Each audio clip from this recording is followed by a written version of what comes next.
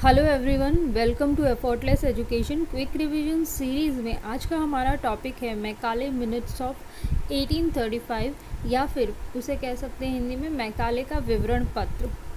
तो आज की क्लास स्टार्ट करते हैं। मैकाले एक्चुअली गवर्नर जनरल की काउंसिल के कानूनी सदस्य के रूप में आए थे, लीगल एडवाइज़र के रूप में आए थे 1835 पे।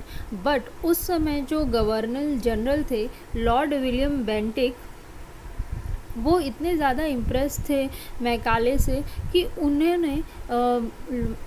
उन्होंने मैकाले को लोक शिक्षा समिति का सदस्य या फिर कह सकते हैं सभापति बनाया, चेयरमैन बनाया। और उनसे कहा गया कि जो अभी 1813 के आज्ञा पत्र से विवाद शुरू हुआ है उसके बारे में अपना सजेशन दीजिए, या फिर जो 1,00,000 रुपए की धनराशि व्यय करनी है शिक्षा के ऊपर, उससे रिलेटेड आप ज़रा कानूनी सलाह दीजिए हमें। जब मैकाले आए थे तो उससे पहले ही 1813 के आज्ञा पत्र से रिलेटेड विवाद शुरू हो गया था, जिसको पॉपुलरली कहा जाता था प्राच्य पाश्चात्य विवाद।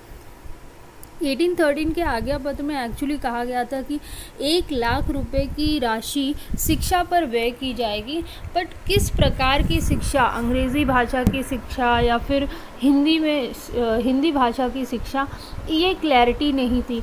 या फिर 1,00,000 रुपए किसके ऊपर खर्च की जाएगी, किस तरह खर्च की जाएगी, इसका जो लास्ट डिसीजन है वो किसके हाथ में होगा, सरकार के हाथ में होगा कि नहीं होगा।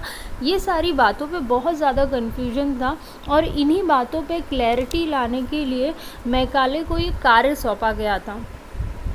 इसी समस्या के कानूनी सलाह के लिए 2 फरवरी 1835 को मैकाले ने अपना विस्तृत विवरण पत्र प्रस्तुत किया। तो मैकाले को जो जिम्मेदारी दी गई थी उस पर उन्होंने कार्य करना स्टार्ट किया और 1835 में अपना वर्क पूरा किया और अपना सजेशन लॉर्ड विलियम बेंटिक को सौंपा। पहले तो उन्हें कार्य दिया गया था कि जो 1813 का जो आज्ञा पत्र है उसकी व्याख्या कीजिए अपने अनुसार। जो 1813 के आज्ञा पत्र में कहा गया है कि 1,00,000 रुपए की धनराशि व्यय की जाएगी भारतीय साहित्य पे या भारतीय विद्वानों पर, उसका क्या मतलब है एक्चुअल में, उसका ज़रा सा व्याख्या करने के लिए उन्हें कहा गया था। तो मैकाले ने क्या कहा, 1,00,000 रुपए की धनराशि व्यय करने के लिए सरकार पर कोई प्रतिबंध नहीं रहेगा। उन्होंने क्लियरली कहा कि कोई रिस्ट्रिक्शन नहीं है कि ऐसे खर्च करना है कि वैसे खर्च करना है। पूरा जो इसका रिस्पॉन्सिबिलिटी है ये सरकार के ऊपर है और सरकार जैसे मन चाहे वैसे ये 1,00,000 रुपए शिक्षा के क्षेत्र में खर्च कर सकती है। ठीक है, तो उस पर कोई रिस्ट्रिक्शन नहीं है कि आपको कैसे खर्च करना है, क्योंकि ये पूरी तरीके से सरकार को अधिकार मिला है कि 1,00,000 रुपए अपने हिसाब से खर्च करे। ऐसा मैकाले ने कहा था अपने पत्र में। साहित्य शब्द के अंतर्गत केवल अरबी संस्कृत साहित्य ही नहीं अपितु अंग्रेज़ी साहित्य को भी शामिल किया गया।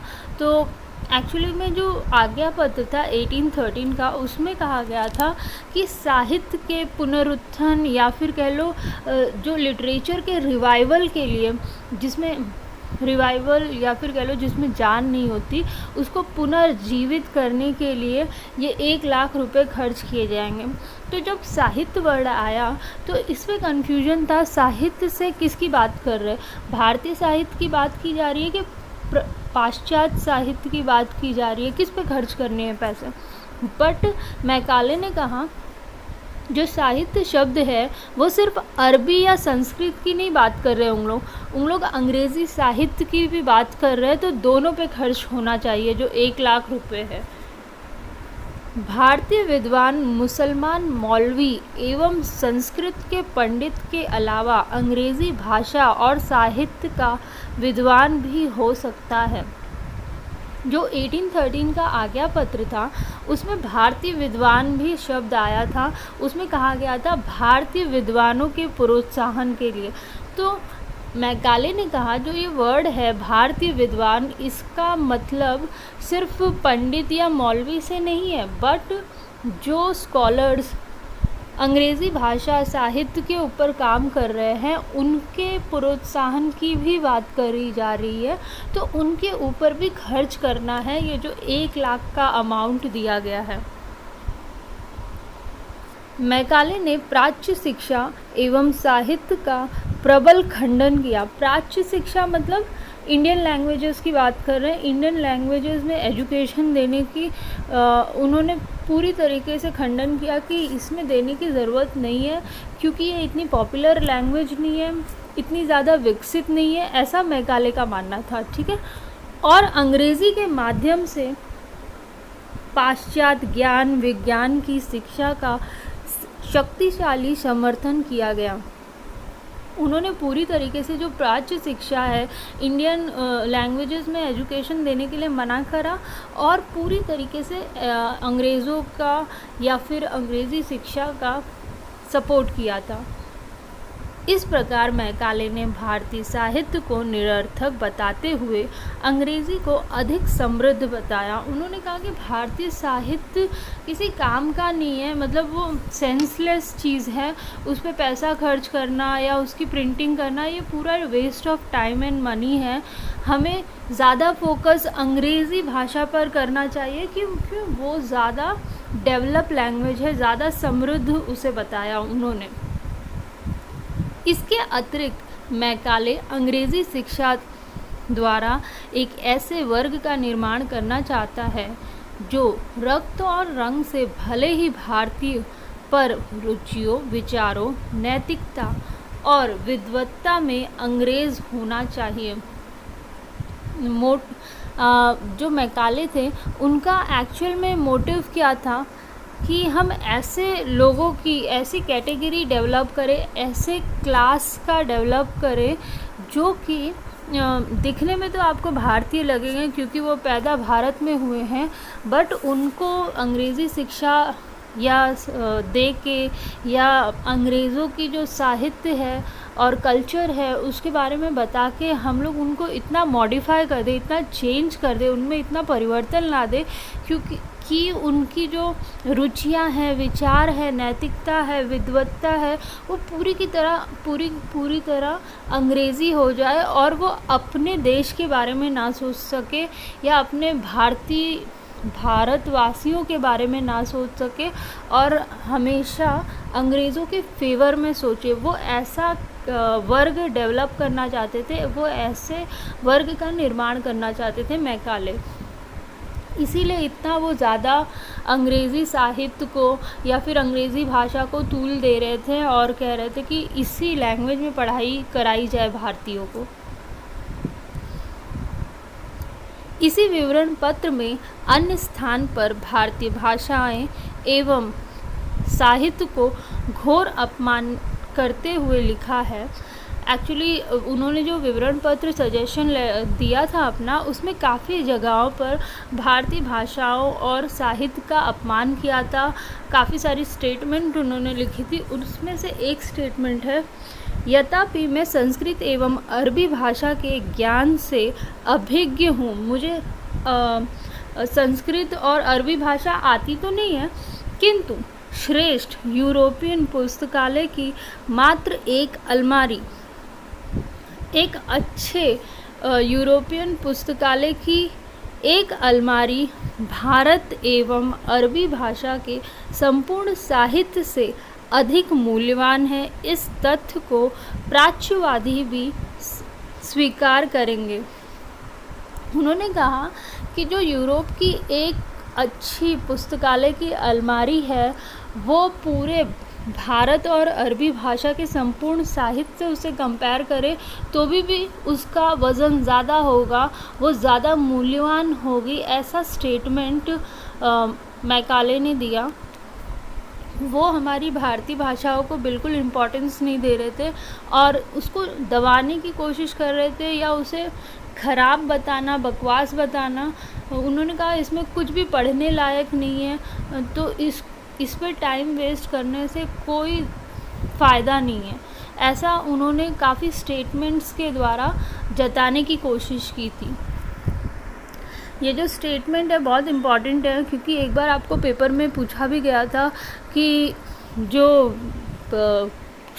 वाक्य मैकाले ने कहे थे उनको लिख के मैकाले के विचार बताइए। तो उसमें उस टाइप के आंसर्स में आप ये स्टेटमेंट लिख के इसको थोड़ा सा एक्सप्लेन कर सकते हैं। लॉर्ड विलियम द्वारा प्रस्तावित भारतीय शिक्षा के स्वरूप निम्नलिखित आकार ग्रहण किया। अब देखिए, मैकाले से उनका सजेशन मांगा था, उन्होंने सजेशन दे दिया। उसके बाद विलियम बेंटिक ने अपनी शिक्षा नीति को तैयार किया, उसका प्रारूप तैयार किया और प्रस्तुत किया। एक्चुअली विलियम बेंटिक बहुत ज़्यादा मैकाले से प्रभावित थे, वो बड़े खुश थे मैकाले का जो भी सजेशन आया या उनका जो विवरण पत्र था आया, और उन्होंने उनके सारे सजेशंस को एक्सेप्ट किया। क्योंकि आप देखेंगे जो मैकाले का विवरण पत्र है उसमें ज़्यादातर बातें अंग्रेज़ों के पक्ष में थी, तो उससे काफ़ी खुश थे विलियम बेंटिक। तो आप देखोगे जो भारतीय शिक्षा का स्वरूप उन्होंने तैयार किया वो भी काफ़ी पार्शियल था। ब्रिटिश सरकार का प्रमुख उद्देश्य भारतीयों में यूरोपीय साहित्य एवं विज्ञान का प्रचार करना, अतः शिक्षा की निर्धारित धनराशि केवल इसी उद्देश्य के लिए व्यय की जानी चाहिए। इन लोग का मोटिव ही था कि हमारे बीच में यूरोपीय साहित्य और विज्ञान का प्रचार प्रसार किया जाए। तो इन्होंने कहा जो शिक्षा के लिए हम लोग ने पैसे अलॉट किए हैं 1 लाख रुपए, वो सारी धनराशि को केवल उसके अंग्रेज़ी शिक्षा के प्रचार प्रसार के लिए खर्च की जाए। परंतु प्राच्य विद्यालय को ना तो समाप्त किया जाएगा और ना ही उनको बहिष्कृत किया जाएगा। उनमें उपलब्ध सुविधाओं हेतु आवश्यक धन की व्यवस्था जारी रहेगी। उन्होंने कहा था, क्योंकि वो जानते थे इतना ज़्यादा ये एक तरफा फैसला है कि भारतीय उत्तेजित हो जाएंगे या फिर नाराज़ हो जाएंगे, इसलिए उन्होंने कहा कि सारी धनराशि अंग्रेज़ी शिक्षा पर ही, अंग्रेज़ी माध्यम की शिक्षा पर ही खर्च होगी। बट जो ऑलरेडी इंडियन स्कूल चल रहे हैं उन्हें समाप्त नहीं किया जाएगा, उन्हें बहिष्कृत नहीं किया जाएगा, और उनमें जो सुविधाएं दी जा रही है सरकार की तरफ से वो जारी रहेंगी, तो सो दैट भारतीय नाराज़ ना हो उनसे। आगे से प्राच्य विद्या संबंधी साहित्य का मुद्रण प्रकाशन समाप्त कर दिया जाएगा, क्योंकि इसके लिए अतिरिक्त धनराशि की व्यवस्था नहीं की जा सकती। उन्होंने कहा था जो ऑलरेडी स्कूल चल रहे हैं वो चलने दो, बट कुछ एक्स्ट्रा हम नहीं देने वाले, क्योंकि हमारे पास इतने पैसे नहीं है सरकार के पास। तो उन्होंने कहा जो इंडियन लिटरेचर है या कल्चर है उसकी प्रिंटिंग के ऊपर हम बिल्कुल खर्च नहीं कर पाएंगे, क्योंकि हमारे पास इतने पैसे ही नहीं हैं। उपयुक्त स्थितियों के बाद भी जो शेष धनराशि बचेगी उसका प्रयोग भारतीयों में अंग्रेज़ी भाषा के माध्यम से अंग्रेज़ी साहित्य तथा विज्ञान के प्रसार के लिए व्यय किए जाएंगे। इस प्रकार विलियम बेंटिक की इस शिक्षा नीति के माध्यम से भारत में ब्रिटिश साम्राज्य द्वारा अंग्रेज़ी शिक्षा व्यवस्था की गई। तो आप देखेंगे इस तरीके से उन्होंने पूरी तरीके से अंग्रेज़ी भाषा को, अंग्रेज़ी साहित्य को हमारे ऊपर थोप दिया था। मैकाले विवरण पत्र के दोष, एक्चुअल में इसमें कमियां क्या थी? भारतीयों में फूट का बीजारोपण हुआ, हमारे बीच में फूट डालने की कोशिश की गई, क्योंकि आधे जो पढ़े लिखे थे वो उनका दिमाग इतना ज़्यादा घुमा दिया था मैकाले की शिक्षा नीति ने कि वो अपने ही लोगों के खिलाफ हो गए थे, कुछ भारतीय जो पढ़े लिखे थे। भारतीय साहित्य एवं संस्कृति की अवहेलना की गई। हमारा जो साहित्य है, संस्कृति है, उसको पूरी तरीके से उसके विरोध में थे ये मैकाले। भारतीय धर्म की अवहेलना की गई। विदेशी सभ्यता को भारत पे थोपा गया। ज़बरदस्ती हमें अंग्रेज़ी पढ़ाई जा रही थी, अंग्रेज़ी साहित्य, ये सारी चीज़ें हमें ज़बरदस्ती सिखाई जा रही थी। भारतीय भाषाओं का अपमान किया गया। बात बात पे अपने विवरण पत्र में उन्होंने ऐसी स्टेटमेंट दी जो कि बहुत ही गलत थी और हमारी भाषाओं का अपमान किया जा रहा था। अंग्रेज़ी को ज़बरदस्ती लोगों पर थोपा गया। भारत में ऐसे शिक्षित वर्ग तैयार किया गया जो अंग्रेज़ी शासन को मजबूती प्रदान कर सके। तो वो चाहते ही थे ऐसी कैटेगरी डेवलप हो, ऐसा क्लास, ऐसा वर्ग डेवलप हो जो कि उनकी जो काम में हेल्प करे, बट उनको सोचने समझने की इतनी शक्ति ना हो कि वो अपने लोगों के लिए सोच सके।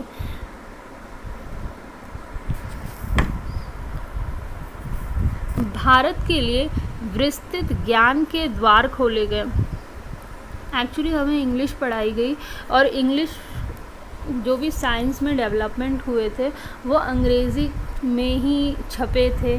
तो हमें जब अंग्रेज़ी पढ़ाई गई तो हमारे लिए बहुत सारे ज्ञान के दरवाज़े खुल गए। हम उस डेवलपमेंट को पढ़ पा रहे थे, समझ पा रहे थे, सीख पा रहे थे, जो भी विज्ञान में बदलाव हुए थे। भारत की आधुनिक शिक्षा संरचना का शिलान्यास रखा गया। काफ़ी लोग कहते हैं जो अंग्रेज़ी शिक्षा है वो मैकाले के द्वारा ही स्टार्ट हुई, क्योंकि उन्होंने इतने ज़बरदस्ती ही सही बट भारत में अंग्रेज़ी शिक्षा को लागू किया, कंपलसरी किया और सबको वो पढ़ना पड़ा। तो आधुनिक शिक्षा की जो संरचना है वो कहीं ना कहीं स्टार्ट मैकाले के द्वारा हुई। भारत में राजनीतिक जागरूकता उत्पन्न करना।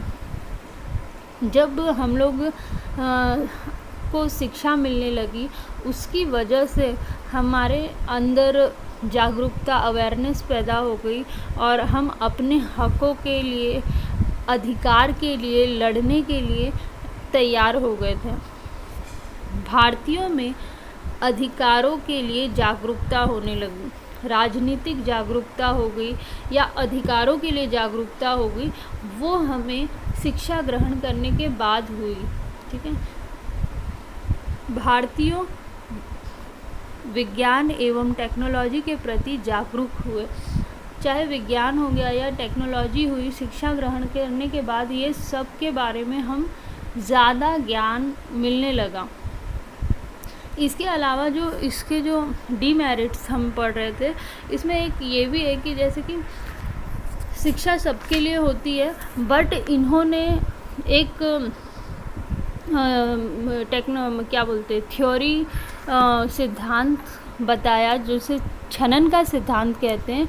उसकी वजह से जो जन्मसिद्ध अधिकार होता है लोगों का शिक्षा, वो भी लिमिटेड लोगों को ही मिल रही थी और लोगों से वो अधिकार इन्होंने छीन लिया। छनन का सिद्धांत आप लोग जानते होंगे, मैकाले ने कहा था, छनन के सिद्धांत के बारे में बताया। उन्होंने कहा कि हम लोग ऐसा करते, उच्च वर्ग के लोगों को शिक्षा प्रदान करते और निम्न लोगों तक वो छन के अपने आप पहुंच जाएगी। जब निम्न वर्ग के लोग उच्च वर्ग के लोगों के संपर्क में आएंगे, जैसे राजा महाराजा है, उनके घर पे काम करने के लिए जो लोग आते हैं वो उनके कांटेक्ट में आएंगे तो अपने आप शिक्षित हो जाएंगे। तो निम्न वर्ग के लोगों को पढ़ाने की ज़रूरत नहीं है, राजा महाराजा के बच्चों को पढ़ा दो और बाकी उनके नौकर चाकर हो या उनके जो हेल्पर्स हैं वो अपने आप उनके कांटेक्ट में आके पढ़ लेंगे। जबकि शिक्षा जन्मसिद्ध अधिकार होता है, बेसिक चीज़ है और उसे आप नहीं छीन सकते, बट मैकाले ने वो अधिकार भी भारतीयों से छीन लिया था कहीं ना कहीं। तो ये भी एक दोष में आप ऐड कर सकते पॉइंट। आज का जो हमारा टॉपिक था उससे रिलेटेड आपको क्वेश्चंस आ सकते कि मैकाले ने अपना विवरण पत्र कब सबमिट किया और किसको किया। तो लॉर्ड विलियम बेंटिक को किया था, 1835 में किया था। इसके जो मुख्य सजेशंस थे वो क्या थे, मैकाले द्वारा क्या सजेशंस दिए गए थे, रिकमेंडेशन दिए गए थे, तो वो आप इसमें होते हैं। गुण या दोष के बारे में भी आपसे 1 लाइन 2 लाइन में पूछा जा सकता है। तो ये काफ़ी इम्पॉर्टेंट टॉपिक है, इससे रिलेटेड 1 या 2 क्वेश्चन ज़रूर बनते हैं। Thanks for watching.